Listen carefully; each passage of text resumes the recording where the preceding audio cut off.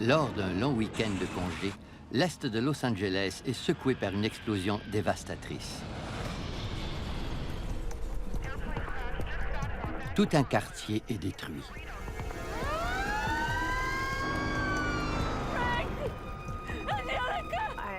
J'ai d'abord vu ma maison en flammes, puis toutes celles du voisinage.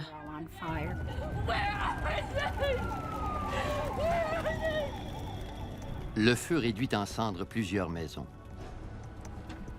Les enquêteurs doivent savoir pourquoi l'avion s'est écrasé, afin de prévenir tout accident semblable dans le futur.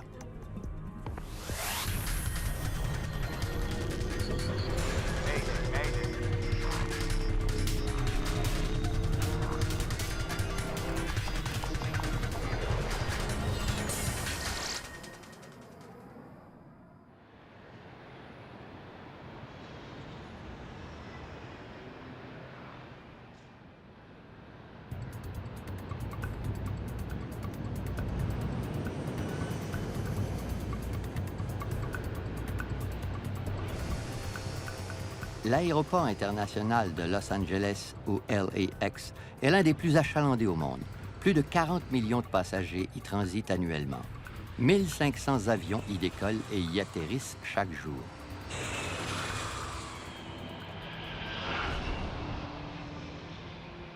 Le 31 août 1986, les Américains profitent du long congé de la fête du travail. Aujourd'hui, le contrôleur aérien en formation Walter White s'occupe d'une partie de la circulation aérienne. Walter obtiendra son accréditation finale et le titre de contrôleur après avoir complété le nombre d'heures requises. Hey Carl, how's it going? Hey, slow. C'était un long week-end et le temps était magnifique à Los Angeles. Aucun nuage, le ciel était très clair. You want to take a break? Have a cigarette? I can sit in for you. Walter voulait accumuler des heures dans ce secteur. Il n'avait pas travaillé depuis un certain temps. East Hill 60, can you see the runway 25 left? Roger, LA approach. Thank you. Reduce speed to 200, then descend and maintain 6,000. 200, descend and maintain 6,000. Thank you. Have a nice day. À des centaines de kilomètres au sud, des passagers montent à bord d'un DC-9 de la compagnie Aeromexico.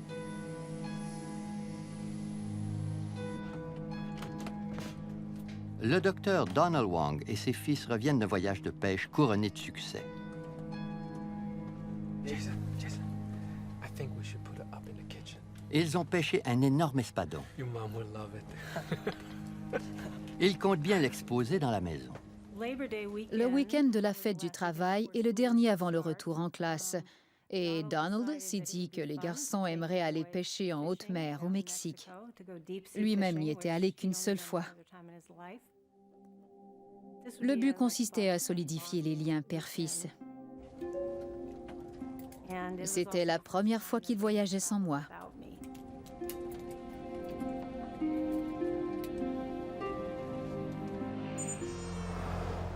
À l'est de Los Angeles, la petite ville de Cerritos se réveille lentement. Dans les années 70, cette communauté est l'une des plus florissantes du comté de Los Angeles.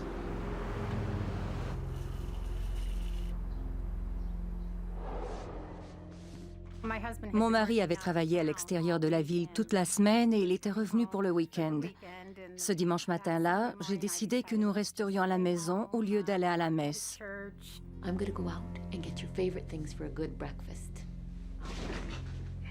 Javier, go and take a shower. Je suis partie au supermarché. Alex et sa sœur jumelle Angelica, 14 ans, dormaient encore paisiblement. Et Javier, mon adolescent de 16 ans, tenait compagnie à mon mari.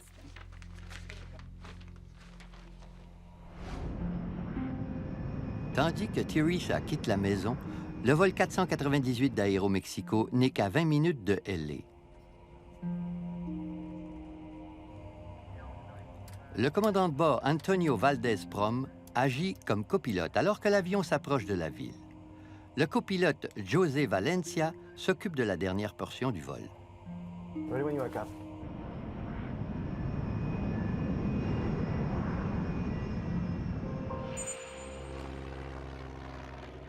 À environ 22 km au sud de LAX se trouve le petit aéroport de Torrance. Il accueille des avions privés et des pilotes amateurs. C'est l'un des nombreux petits aéroports qui sont situés autour de Los Angeles. Une région au-dessus de laquelle volent plus de 6000 appareils chaque week-end.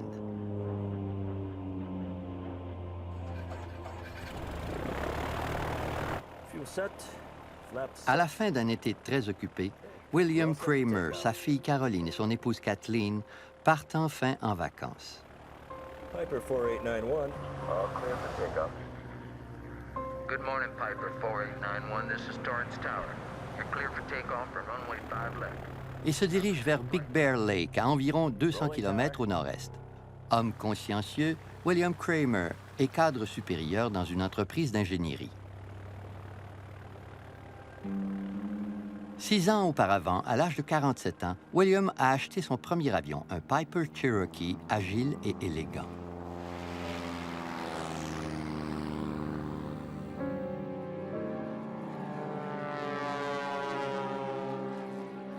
Au sud-est de LAX, l'équipage du vol 498 d'Aéromexico est à quelques minutes de son premier contact avec le contrôleur aérien Walter White, alors que dans le ciel de Los Angeles se prépare une suite de catastrophes.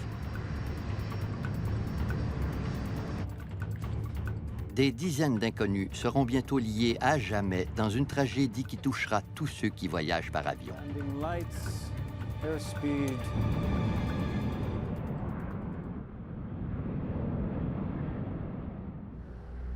Okay. Just an hour to go, we're in Big Bear Lake. L'aéroport de Torrance disparaît derrière l'avion de William Kramer alors que son appareil grimpe à 3000 mètres en direction de Big Bear Lake au nord-est. À plusieurs kilomètres de là, un DC-9 du Mexique à moitié plein s'approche de l'aéroport international de Los Angeles. PSA 1765, 12 plus, 1 mile southbound, altitude unknown. La matinée est calme. Le contrôleur Walter White guide les appareils un à un. À 11h47, il reçoit un premier appel du vol 498 d'Aéromexico. Los Angeles approach. Good morning. This is Aeromexico 498. Aeromexico 498, Los Angeles approach. 25 left, final approach course. Do you have information uniform? L'avion à réaction est officiellement dans la zone appelée Région de contrôle terminal ou TCA. Quelquefois surnommée cage d'oiseaux, la TCA est un espace aérien tridimensionnel assez complexe qui entoure l'aéroport. C'est un espace aérien réglementé qui est habituellement très achalandé autour des aéroports. La circulation extrêmement dense exige un contrôle vigilant des entrées et des sorties. Pendant que l'avion d'Aéromexico descend, celui de William Kramer et sa famille continuent de gagner de l'altitude.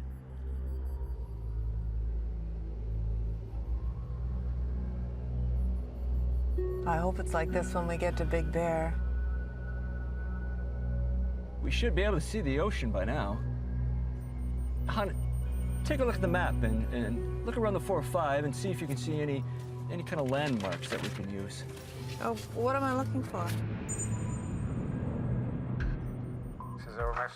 Walter White surveille de près l'appareil d'Aéromexico lorsque son attention est soudainement attirée par un autre avion qui vient d'apparaître sur le radar à son grand étonnement. One approach, 66 Romeo is on a flight from Fullerton. Cruising altitude is 4,500. We'd like the following. Le pilote d'un petit Grumman Tiger demande des directives pour voler dans la TCA. Les pilotes doivent normalement contacter LAX avant d'y pénétrer. Cet avion pourrait être dans la trajectoire des gros transporteurs en attente de se poser. S'apprêtant à répondre, Walter White est contacté par le pilote du DC-9 d'Aéromexico.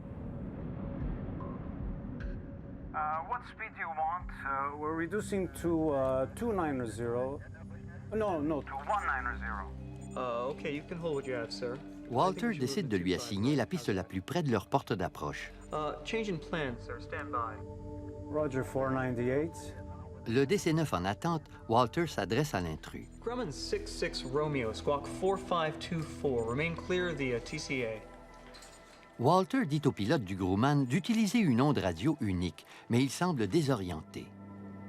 4, 5. What were the other two numbers? 4, 5, 2, 4. Grumman 66 Romeo, are you at 4,500 now? Negative. We're at 3,400 and climbing. Okay, you are right in the middle of the TCA, sir. Grumman 66 Romeo, I suggest in future you look at your TCA chart. You just had an aircraft pass right off your left above you at 5,000. And we run a lot of jets right through there at 3,500.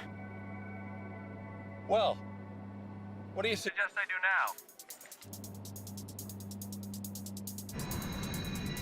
Tandis que le vol 498 d'Aéromexico continue à s'approcher de l'aéroport, il est frappé de plein fouet.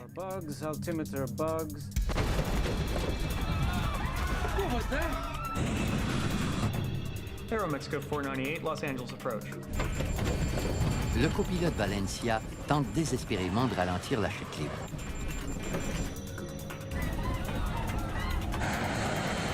Aeromexico 498, Los Angeles approach. This can't be.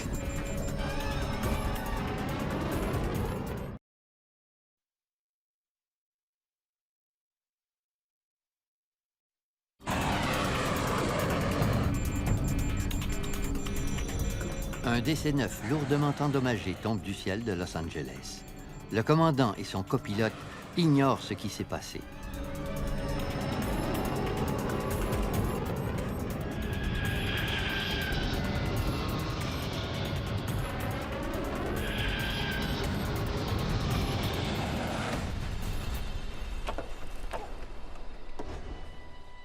Le contrôleur aérien Walter White n'a plus de réponse de l'équipage d'Aéromexico. Aeromexico 498, Los Angeles approach. Et l'avion disparaît de son écran radar.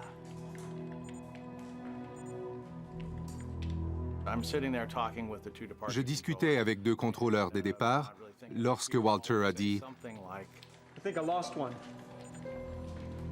Aeromexico 498, Los Angeles approach. « Où était passé l'avion d'Aéromexico ?» On ne savait pas exactement ce qui s'était passé. Walter contacte un autre pilote. American 333 Heavy. I want you to take a look around at 11 o'clock. I just lost contact with a DC-9. Let me know if you see anything down there, please. 11 o'clock, 5 miles. What altitude? He was last assigned 6. He's no longer on my radar scope, American 333 Heavy. Okay, I see a very large smoke screen off on the left side of the aircraft, about 11 o'clock.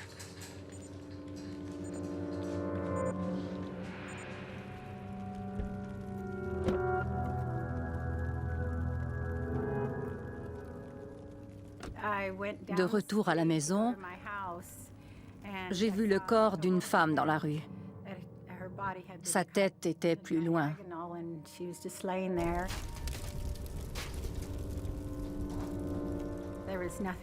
Des débris jonchaient le sol partout autour de moi et une bonne partie du quartier brûlait.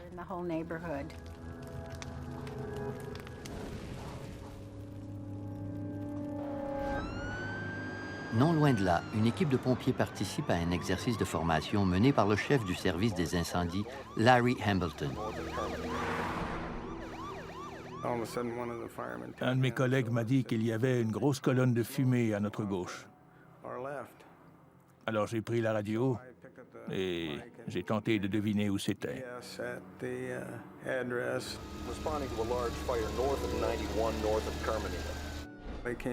Ils m'ont informé qu'il y avait eu un écrasement d'avion. Alors j'ai demandé du renfort. 3 fois plus de renfort. I'm calling for a third alarm and 2 air squads east of 183 in Termini.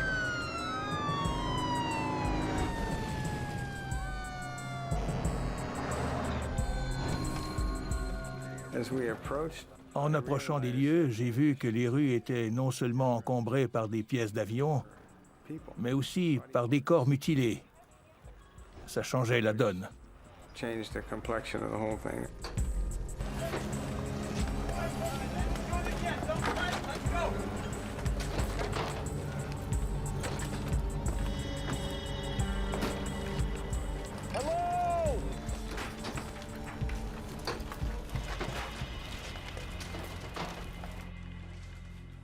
À la tour de contrôle de l'aéroport, un Walter White bouleversé est remplacé par un collègue. Il s'est levé et il est sorti.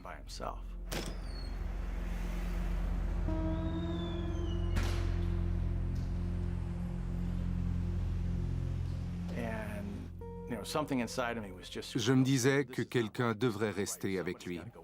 Tony, he can't go out alone. Ça aurait pu m'arriver. Et j'aurais pu réagir exactement comme lui.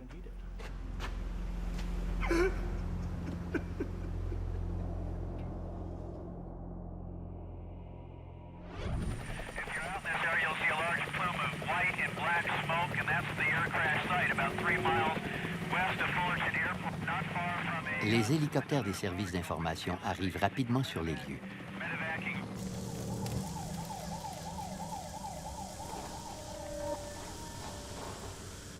Tout brûlait et ma maison était détruite. Frank!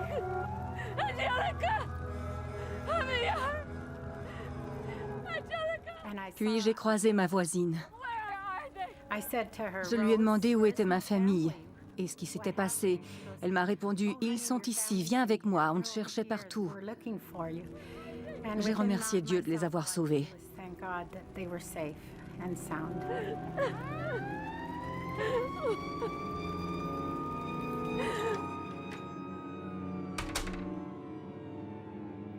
Elle m'a emmenée chez elle. Alex était là. Alex! What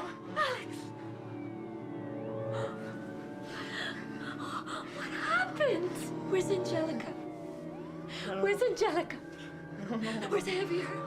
Where's Papa? I don't know, Mom. I'm sorry. Il s'est mis à pleurer et m'a dit qu'il était le seul survivant de la famille. Je l'ai serré très fort.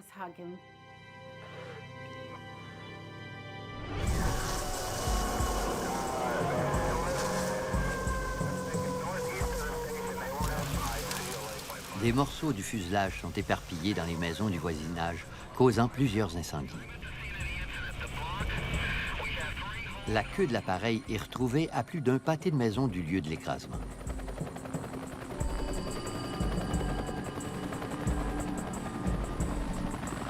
Hello? Is there anybody in here?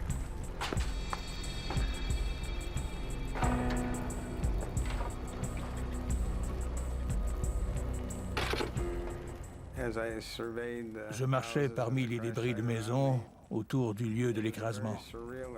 J'ai erré seul pendant 4 ou 5 minutes et tout me semblait irréel. Il n'y avait aucun survivant. I have got wreckage all over the place. There are no survivors, just fatalities. J'avais déjà été confronté à 2 ou 3 victimes lors d'incendies résidentiels, mais jamais à tous les passagers d'un avion. Let's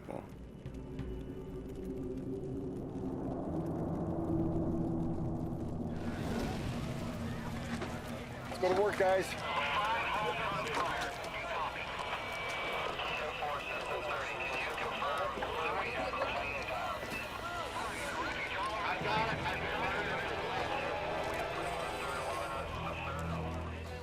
Je n'ai pas vu un seul corps entier.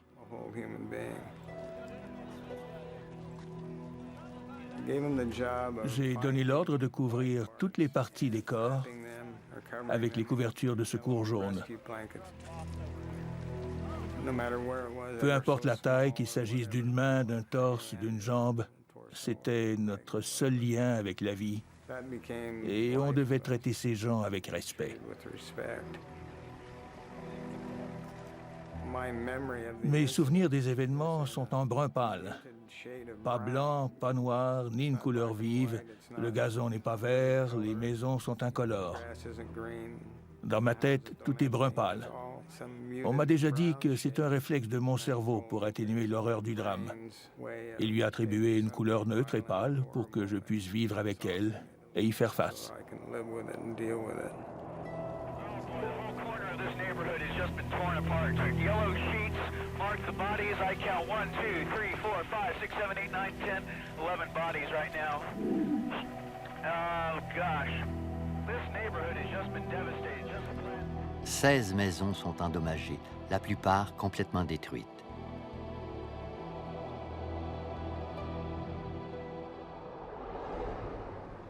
À l'aéroport international de Los Angeles, Mary Wong attend son mari et ses 2 jeunes fils. Je me disais que les douaniers étaient peut-être débordés, mais vers 12h20 ou 12h30, j'ai aperçu un homme portant un sac à dos orné d'une croix verte. Il nous a invités à le suivre dans un salon à l'étage. Dans l'ascenseur, je lui ai demandé si tout le monde était mort. Je le savais déjà.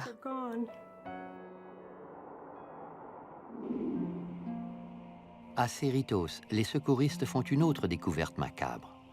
Dans la cour d'une école, ils trouvent l'épave d'un Piper Cherokee. Mis à part la partie supérieure littéralement tranchée, l'appareil est presque intact. Les 3 occupants sont toujours attachés à leur siège. William Kramer et sa famille sont décédés.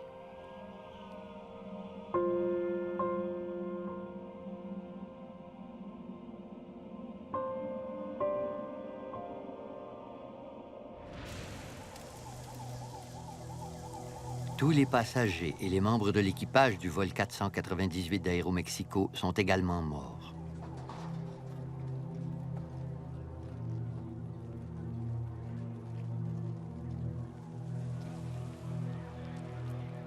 Au sol, 15 autres personnes ont perdu la vie.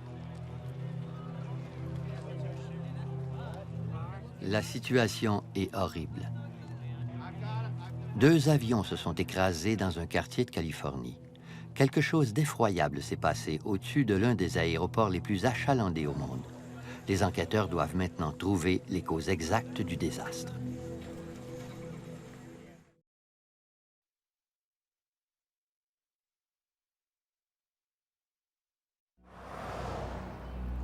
Le 31 août 1986, à Cerritos, le week-end de la fête du travail est perturbé par une explosion épouvantable.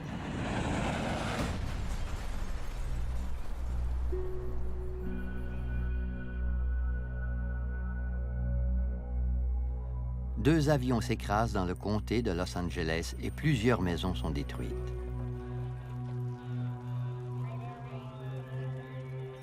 La scène est atroce. Des corps gisent dans le quartier en ruine. 82 personnes sont mortes. 15 au sol et les 67 passagers des deux appareils.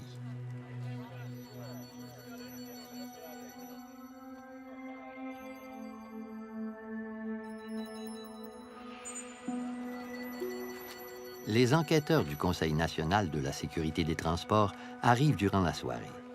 Parmi eux, des spécialistes en facteurs humains, en système de navigation et en contrôle aérien.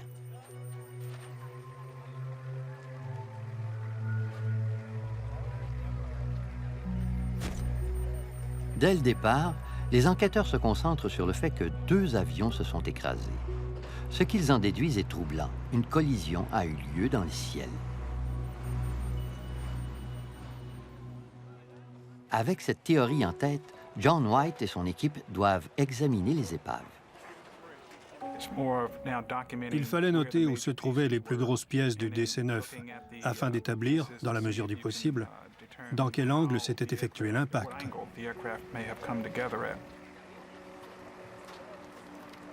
Des marques d'hélice et la peinture du Piper Cherokee sur la queue du DC-9 indiquent la cause de l'écrasement. Le Piper a vraisemblablement heurté la queue du DC-9.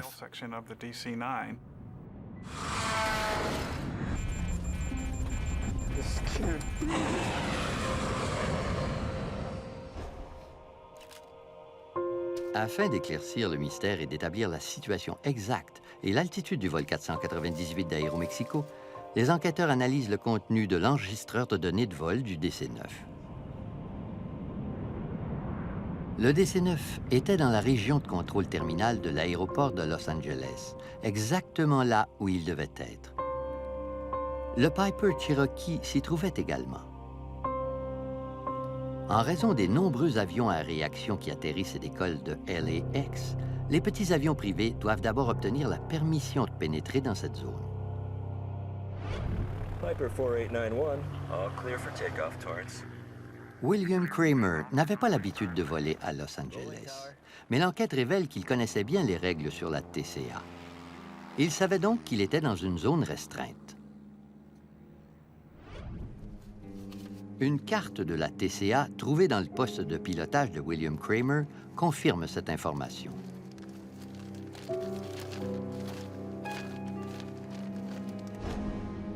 Les enquêteurs découvrent un autre fait troublant. Le plan de vol de William Kramer consistait à partir de Torrance, à se rendre à Long Beach, puis en Ontario et finalement à Big Bear Lake. Son altitude de croisière devait être de 3000 mètres. La TCA ne figure pas dans ce plan de vol. Le Cherokee volait bel et bien dans la TCA sans autorisation et a heurté le DC-9 dans cet espace aérien restreint. Comment se fait-il que William Kramer se soit précipité vers un tel danger sans signaler sa présence? À Cerritos, on pense avoir trouvé la réponse.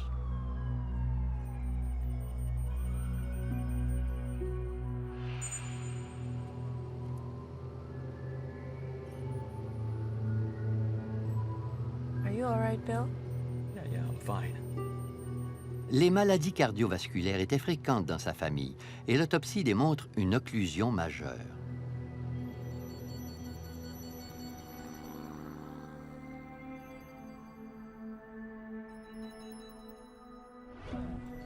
Des échantillons de ses tissus cardiaques sont envoyés à l'Institut pathologique des Forces armées. Sa négligence de contacter la tour de Los Angeles pourrait s'expliquer par un malaise.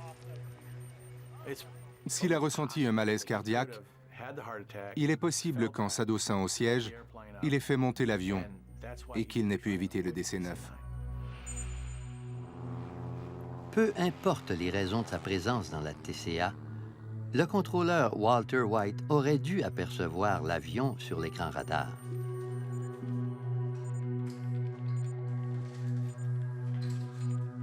Avant d'être interrogé par les enquêteurs, Walter White écoute à nouveau les enregistrements pour se rappeler ses paroles et ce qu'il a vu exactement ce matin-là.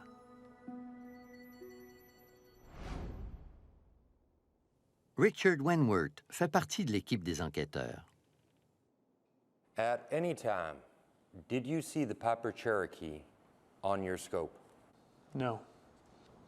No, sir. The Piper's target was not displayed. It is my belief that it was not on my radar scope.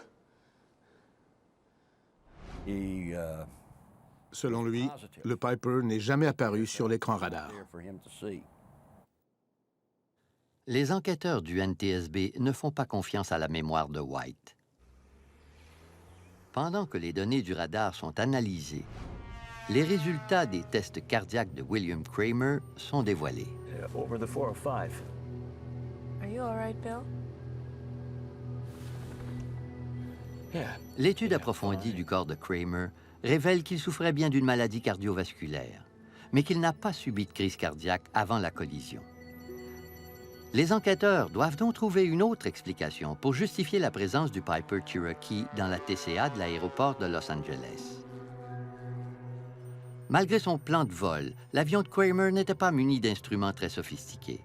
À l'instar d'autres pilotes d'avions privés, il se fiait probablement à des repères terrestres pour se guider comme les autoroutes. Cela sous-entend qu'il devait regarder à la fois au sol et dans le ciel. That's definitely the 405. Where is it again? Peu habitué à voler en Californie, il a peut-être confondu les autoroutes et pénétré dans la TCA sans même le savoir.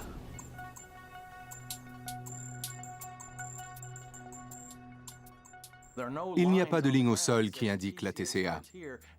Les pilotes doivent étudier leur carte. Les enquêteurs pensent avoir trouvé la raison expliquant la présence de Kramer dans la TCA.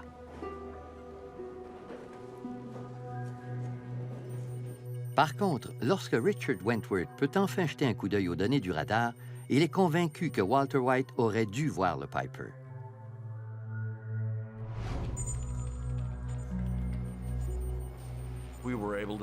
Nous avons établi que l'avion qui a heurté le DC-9 d'Aeromexico était visible à l'écran. Si White voyait l'avion de Kramer sur son écran radar, pourquoi n'a-t-il pas réagi? Le matin de l'accident, Carl Groundman est responsable des arrivées des avions. Hey Carl, how's it going? Hey, slow. Groundman prétend que des problèmes de radar expliquent le fait que White n'a pas aperçu l'avion de Kramer. Les contrôleurs se plaignaient des radars depuis un certain temps. À plusieurs reprises, les radars avaient échoué à déceler les cibles radars.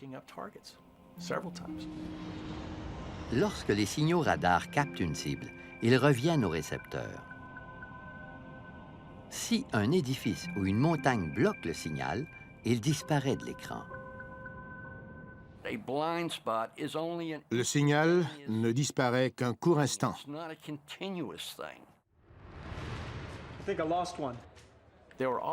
Nous perdions des données parce que le radar était vieux et pas aussi précis qu'il aurait dû l'être.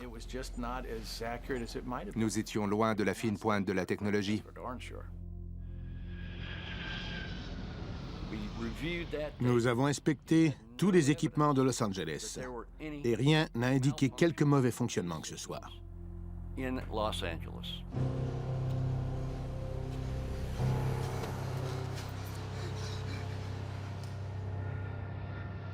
Une autre explication est possible. Si le Cherokee est apparu sur le radar, White l'a peut-être manqué à cause du Grumman Tiger sur lequel se penchent ensuite les enquêteurs.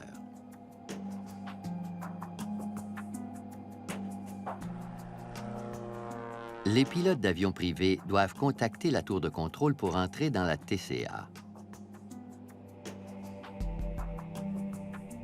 Mais le Tiger y était depuis un certain temps lorsque le pilote a contacté Walter White. One approach, 6-6 Romeo is on a flight from Fullerton. Cruising altitude is 4,500. We'd like following. Grumman 6-6 Romeo, are you at 4,500 now? Negative, we're at 3,400 and climbing. Okay, you are right in the middle of the TCA, sir.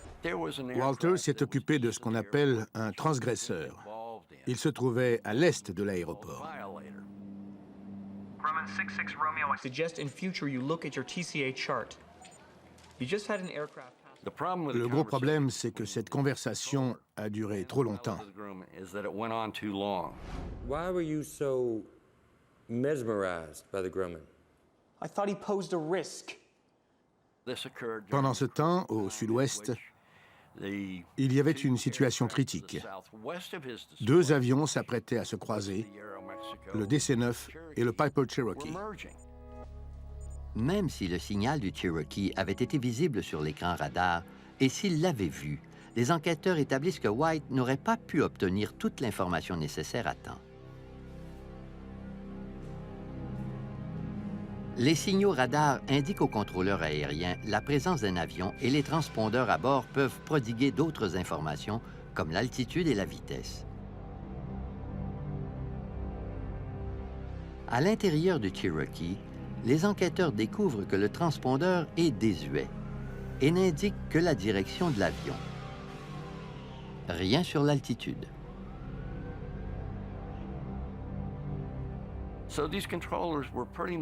Les contrôleurs voyaient continuellement plusieurs petits triangles sur les écrans radars qui représentent des petits avions dont ils ignorent l'altitude.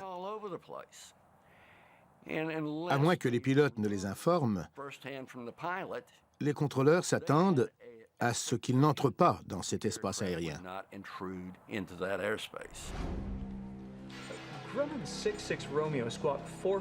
Les enquêteurs croient que l'attention distraite de White, possiblement aggravée par un vieux radar, explique pourquoi il n'a jamais prévenu le DC-9 de la proximité du Cherokee de Kramer.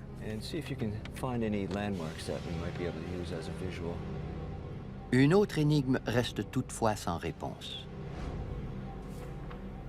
Les analyses des images radars par les enquêteurs du Conseil national de la sécurité des transports révèlent un fait déconcertant. L'équipage du DC-9 et le pilote du Cherokee n'ont effectué aucune manœuvre d'évitement avant la collision, comme s'ils ignoraient totalement la présence de l'autre. Pourquoi donc? La visibilité était de plus de 20 km. Comment deux appareils peuvent-ils se heurter dans un ciel aussi clair?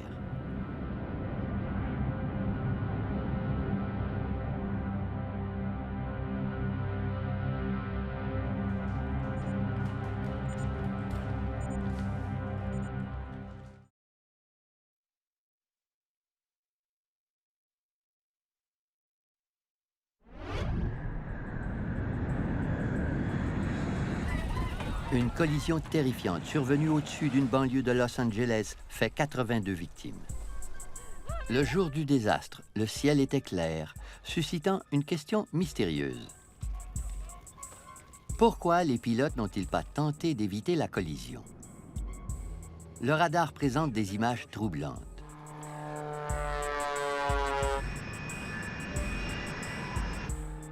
Il indique que pendant plus d'une minute, l'équipage du DC-9 pouvait voir le Cherokee de Kramer. De plus, si les Kramer avaient regardé à leur droite, ils auraient également vu l'avion d'Aéromexico. Pourtant, aucun des deux n'a modifié sa trajectoire. Aucun n'a effectué de manœuvre d'évitement.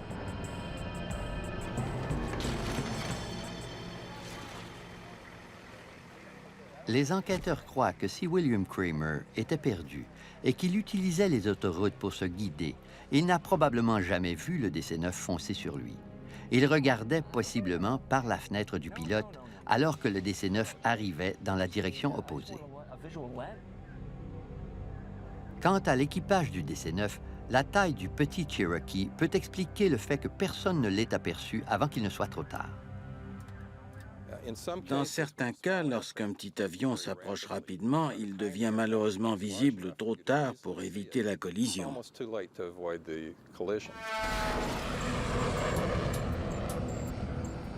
La conception du pare-brise du DC-9 a peut-être contribué à la tragédie. Durant cette partie de l'approche, l'avion était peut-être caché par le montant qui séparait les vitres du pare-brise. À moins que le pilote ne se tourne complètement la tête pour regarder derrière cette cloison, c'est possible qu'il n'ait jamais eu la chance d'apercevoir le petit avion.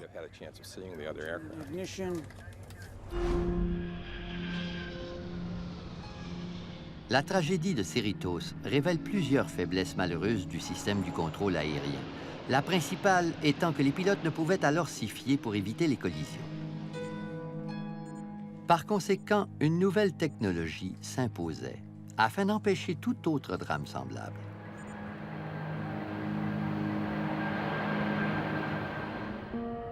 La FAA, qui réglemente le transport aérien aux États-Unis, améliore immédiatement la sécurité autour des aéroports principaux. Les petits appareils devront dorénavant être munis des transpondeurs qui permettent aux contrôleurs aériens d'identifier les intrus très rapidement. Si tous les avions qui volent dans un espace aérien contrôlé étaient équipés d'un transpondeur pouvant indiquer ou rapporter leur altitude, les contrôleurs pourraient identifier les transgresseurs plus précisément et plus facilement. Un nouveau système appelé transpondeur mode C est également conçu pour prévenir les contrôleurs aériens.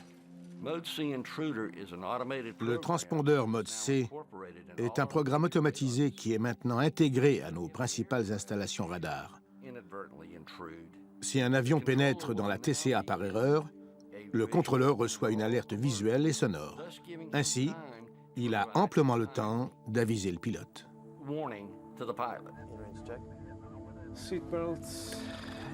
Même pour le pilote le plus prudent, la vieille technique de voir et éviter a ses limites. Des limites dorénavant écartées grâce à une innovation technologique cruciale. À la suite de la tragédie aérienne de Cerritos, une grande innovation technologique a vu le jour. Un mandat du Congrès a exigé que tous les avions volant aux États-Unis soient équipés d'un TCAS, un système de surveillance du trafic et d'évitement des collisions. John Andrews a travaillé à la conception du TCAS. Le TCAS, un système anti-collision qui était en développement à l'époque, aurait pu prévenir cet accident car il avertit le pilote 45 secondes avant une collision potentielle. Hey Maria, everything okay back there? De plus, environ 25 secondes avant la collision possible, le pilote reçoit un avis de résolution qui lui indique qu'il doit monter ou descendre pour éviter un accident.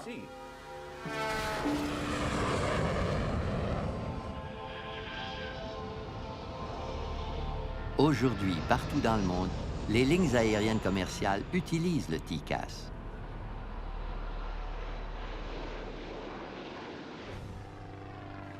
Le pilote du Grumman Tiger, surnommé le troisième pilote, dont les actions ont peut-être joué un rôle dans cette tragédie, a été accusé de voler en espace aérien contrôlé de manière imprudente et téméraire.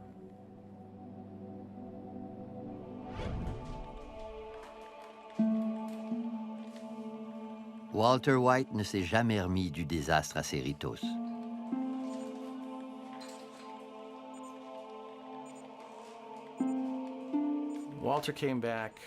Walter est revenu au travail environ un mois après l'accident. Je ne peux pas vous dire combien de temps il est resté, mais ça a été très court. Un jour, il s'est levé et a dit non merci.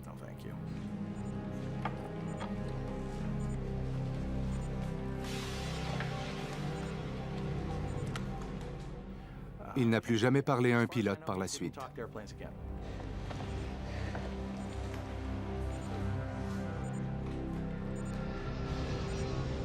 Un an après la tragédie, tous les vieux radars sont remplacés à LAX.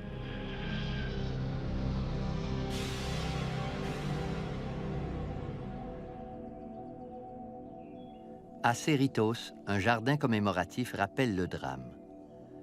Mary Wong s'est remariée depuis, mais la douleur ressentie ce matin-là ne l'a jamais quittée. Il n'y avait plus personne dans la maison. Mon fils Derek vivait déjà en appartement à San Diego et je me retrouvais seule. Je n'étais plus une mère, sauf pour Derek, et je n'étais plus une épouse. Tout mon monde s'est écroulé. Quelques jours après le drame, Mary Wong trouve une personne qui comprend entièrement sa peine. Au service commémoratif, c'était très important pour moi de rencontrer quelqu'un qui vivait la même chose que moi. Je savais qu'une dame appelée Teresa avait aussi perdu son époux et 2 enfants. En la voyant, j'ai su que c'était elle. Elle m'a demandé si je m'appelais Teresa Estrada. Je lui ai dit oui. Elle s'est présentée à moi et a ajouté... Je lui ai dit que j'avais aussi perdu mon mari et mes enfants. Je l'ai serrée dans mes bras parce que je savais qu'elle ressentait exactement la même chose que moi.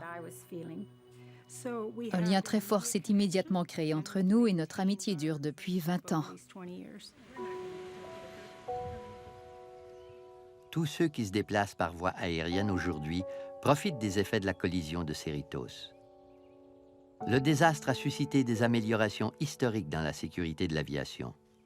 Depuis l'adoption du système TCAS, aucune autre collision aérienne ne s'est produite en Amérique du Nord.